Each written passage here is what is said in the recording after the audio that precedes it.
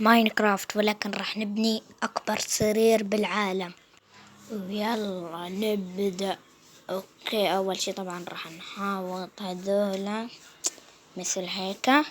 شباب طبعا لا تنسوا انكم تحطوا لايك واشتراك تدعموني، وهذا جسمه بدنا نوصل 1000 مشترك يا شباب. 6 hours later. اوكي، هذه هيك نحطها. هذا الشكل النهائي يا شباب اللي طلع معنا بصراحة.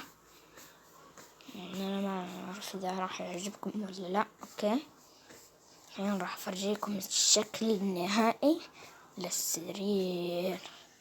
هنا نحط هذا البلوكة. حلو. الله. أوكي، هذا كمان نحطها هنا.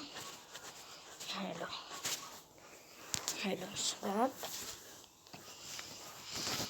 بعدين نحط البلوكة هنا سطر سطر.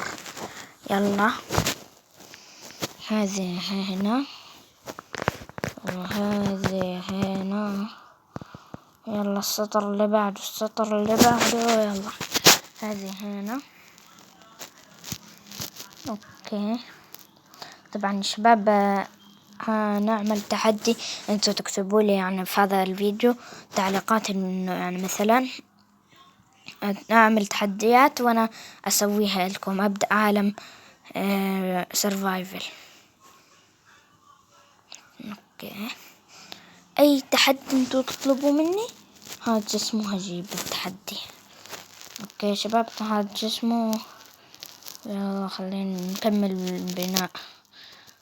طبعا السرير الاول، هذا السرير شباب اللي معي البلتوني هذا، والله ما اعرف شو اسمه، حتى نسيت ماينكرافت. المهم هذا الشكل النهائي.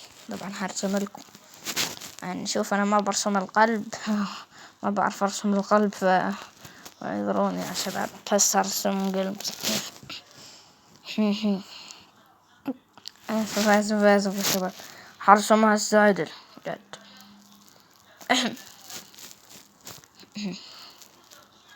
والله كان شباب شكل القلب الأول إن كأني بنيت. وشوفوا الشكل النهائي، شوفوا رسم زائد يعني أعمله اكسبلور. يلا يا شباب الكل يعمل، الكل ينزل. اوكي هذا اعمل لايك بس عشان في الكيس. يلا سلام.